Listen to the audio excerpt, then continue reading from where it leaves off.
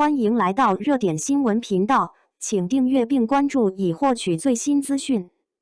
歌手2026侯明昊仅差0.1%遗憾淘汰，这一场显败为何让观众集体意难平？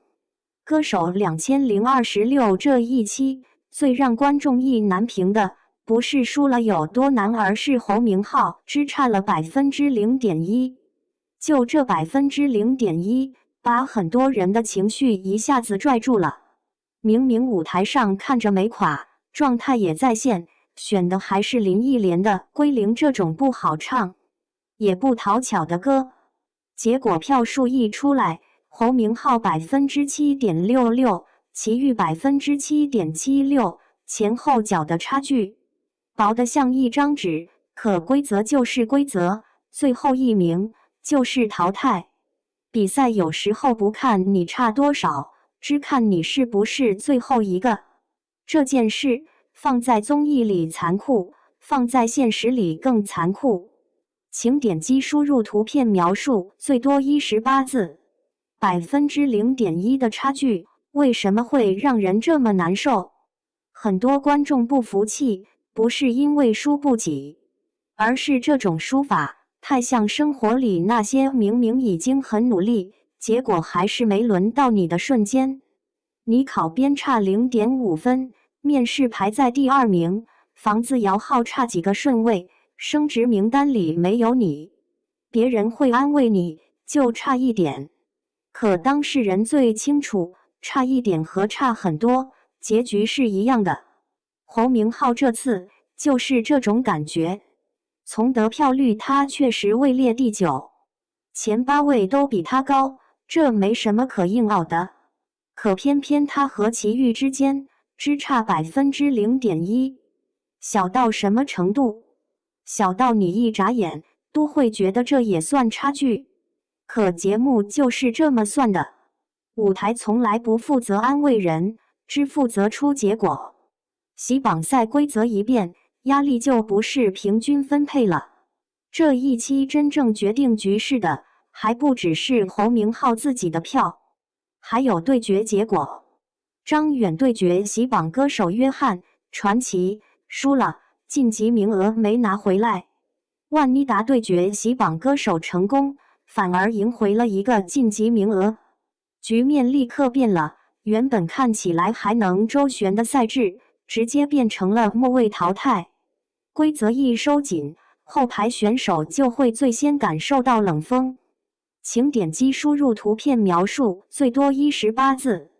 这也是竞技类综艺最会制造情绪的地方，它不一定让你输得很惨，它更喜欢让你输得很悬。因为惨败没争议，显败才有讨论度。也正因为这样，侯明昊的淘汰才一下子把意难平3个字顶了出来。侯明昊为什么会被心疼？不只是因为他输了，侯明昊的基础关注度本来就不低，他不是那种来节目里混个脸熟的人。影视、综艺、舞台前面已经攒下不少观众缘，很多人看他来歌手2026，本来就是带着期待来的。大家想看的不只是一个偶像唱歌，而是他能不能把跨界唱成站稳。他也确实没躲，这次选归零本身就是一种冒险。林忆莲的歌不是随便唱唱就能过关的，音色、情绪、控制力哪一项都不好糊弄。唱好了是加分，唱得稍微悬一点就容易被放大审判。侯明昊偏偏选了，这就像什么？像明知道前面是陡坡，你还是往上走。观众会对这种选择天然多一点好感，因为至少他不是奔着安全牌来的。所以大家不舍，不只是舍不得结果，更是舍不得那股赶尸的劲儿。这一期票数咬得有多紧，越看越扎心。把数据摊开会更明显。张远9.57%，胡彦斌9.32%，只差0.25%。窦靖童8.61%，由长净8.16%，差0.45%。这些数字一摆出来，你就会发现，这一期根本不是谁断层碾压谁，而是一群人挤在一起抢位置，票数很小，差距也很小。可舞台排名一旦拉出来，观感就完全不一样了。有人在上面，有人在下面，有人安全，有人回家，中间那点细小差值被结果一放大，就像一道门槛，门里门外就是两种气氛。这也是为什么观众总会在竞演节目里情绪起伏特别大，因为大家看见的根本不只是歌手唱的怎么样，而是一个很现实的问题。微弱差距最后也会变成明确输赢。5. 他回应淘汰的那股劲比眼泪更顶用。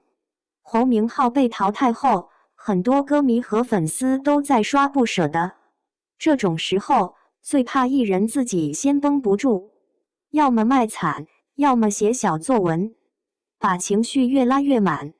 可侯明昊的回应反而让很多人安静了下来，没有过度渲染，也没有那种我辜负了大家的苦情路线。他更像是在告诉外界，比赛结束了，但唱歌这件事没停。这样的回应为什么会让人觉得暖？因为他不端着，也不拧巴，输了就是输了，可后面的路还照走。这种状态其实挺难得。很多人总觉得淘汰就等于失败，失败就该垂头丧气。可真正在行业里走得久的人都知道，节目结果只是阶段，不是判决。观众舍不得的还是那个继续往前冲的人。侯明昊这边刚结束节目竞演，后面的安排已经跟上来了。单曲怎么能即将上线？成都演唱会在7月，深圳演唱会在8月。你会发现，他并没有因为一次淘汰就停在那里。